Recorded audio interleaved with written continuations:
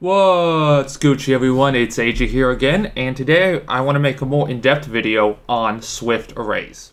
So in my last video, I showed you guys how to create a simple array with saying var array, and then giving it, some values, so like var array, and then I can give it brackets, which symbolizes an array, and then give it comma separated values to indicate the items in the array. So if I wanted to make an array of strings, words and letters, then I can say, okay, no, maybe. So right now I made an array of strings that the first item is okay, the second item is no, and the third item is maybe. And remember that arrays and most things in computers start at 0. They're indexed at 0. So if I was saying the index of the array, it would be 0, 1, 2. Okay, that is enough for the baby stuff. So if I want to quickly loop through the array, all I need to do is I need to do a for in loop. And a for in loop uses the keywords for and in. So I can do for, and then I need to give a variable which will be assigned each item of the array as I loop through it, for item in array. And then in quotes, I need to, and then whatever I want to do within my array, I'm going to, in this case, let's print out the item. And so right now I'm looping through the array and I'm printing out every item, and as you can see in my console here, I have okay, no, maybe. So that's what got printed out. And so that's pretty cool. But now we're going to go over some things that I didn't cover. So something I also want to note is that if I have my array here, and let's try to add something to this array, because right now, you want to be able to add things and delete things, that's pretty useful. So one thing I can do is I can do the dot append method, and I can do, let's add stop, and so I can add dot append right here, and then so if I add dot append, as you can see in my loop right here at the end, I added append to the end of the array. Append always adds to the end of the array, so stop is now printed out at the very end because I added it. And also a quicker way to do this instead of the dot append method is to do the plus equals method. Plus equals does the same thing as append. So instead of stop, I'll do dangerous. And so now that I've done dangerous, as you can see in my array here, it's right there on the right here, or in my array here, I added dangerous. So two ways to append. Obviously, the bottom one is quicker. So that's pretty easy for depending. Note that always appends to the very end. So the way to append to maybe the beginning or anywhere you want in the array is with the insert method. And so with the insert method, we simply want to kind of give it something you want to do, insert, and then you can insert whatever you want. So insert, let's do dangerous again for my typing, and then you want to give it dangerous, but then your second parameter is going to be at index. So at index indicates where you want it. So let's say I wanted to insert it at 0. So now, if you look at my console when the program gets run, dangerous is now printed out first because I've inserted, what happens is I've inserted dangerous into the 0th element or the 0th index, aka the beginning of the array. So then once I insert dangerous in there, everything gets shifted up. So okay is now the second element, no is now the third element, and maybe is now the fourth element. So just to kind of show you guys or clarify, this is what's happening in my array kind of literally. I'm gonna write it out. Is that when I do dangerous, it gets expanded right there and it gets put right there in the array for you guys to look at. So that's how you can insert it. And also if I wanted to insert dangerous as the second element, I could just do 1. And this is where the index gets happened. These indexes are important because it's 0 based. So 1 actually means it will be inserted as the second element. And as you can see, it is inserted the second element right there. Pretty cool.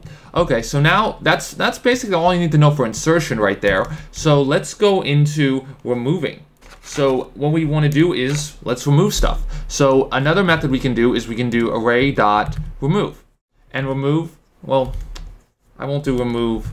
I'll do remove last right now. What remove last does is it removes the last element in the array, so the highest index or the size minus 1, the highest index, maybe, and it returns it to you, but it deletes it from the array. So as you can see now in my array terminal here, I've got okay and no. Also, one thing I can do is I can just have array right here and then slide it over. So as you can see here, I have my array okay, no, maybe, and then I remove maybe, and then I have okay, no. So I deleted that. So remove last pops off, the last element or removes it from the list. And then so if I want to, append and remove last, kind of just take, they add on or remove from the last element. But you can also do, as I incorrectly showed you guys first time, is I can do remove at index. So if I remove at index, I can just give it an index and it will remove it. So let's remove the first element, which is index 0. And so that will remove OK. And as you can see here in this black box, I've got my initial array. It returns me OK. And then I've just got no maybe in the end. And also, something quickly that we noticed is there is a dot remove all method. And then let's it's as a keep capacity method, which means that does it keep the same size? So let's try, here we go, and then array dot count. So what happened is every element got removed, and the capacity is if you have an initial size or not, which is interesting. If you set it to initial size, which we will get to right soon. So now I want to show you guys traits of an array. So that's removing and adding, but something you can also do is there are certain traits of an array which lets you look at things. So for instance, if I want to get the length of the array or how many elements are in the array, array.count is my method. So I have 3 elements in here, and array.count gives me 3. So that's basically easy. Also, something I can also do is I can do array.isEmpty. And array.isEmpty returns to me if the array is empty or not. So if I assign array, let's assign array equal to an empty array. And so now that this is an empty array, isEmpty is true. So isEmpty is a good way to check, maybe if there's nothing in the array, maybe I don't want to look through it or do anything of that sort. But so those are pretty good things to do. And so now I want to show you guys some other quick things you can do to quickly go over things. So another way to iterate over for loops is, again, do the for in loop, but instead we can use two kind of traits here.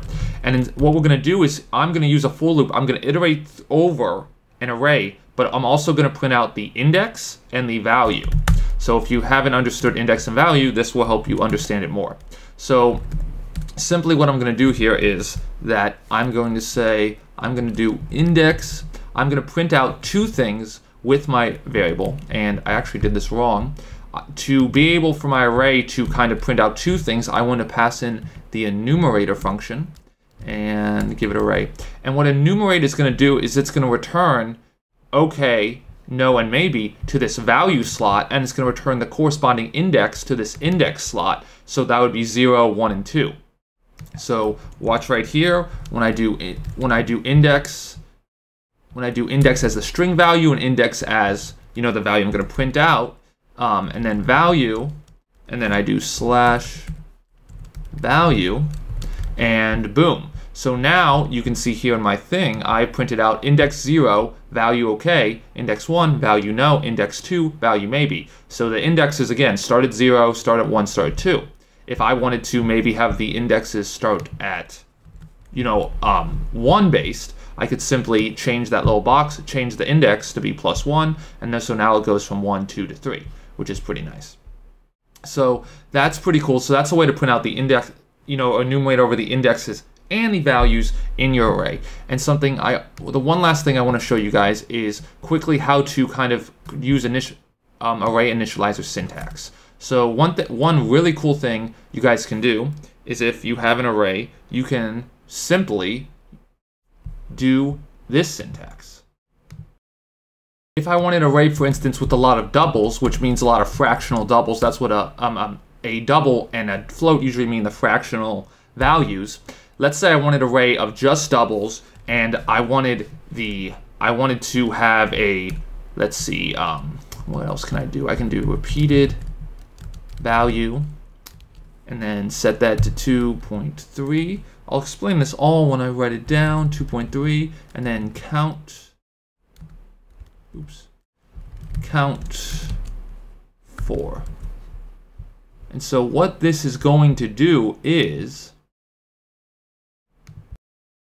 guys, I had the cut. I was wrong there. I didn't want to waste your time. But essentially, count and repeated value need to be swapped because of the way this initializer happens. So what I'm doing here is instead I'm creating another array where I'm saying, okay, only doubles can be stored in this array. And doubles are fractional values.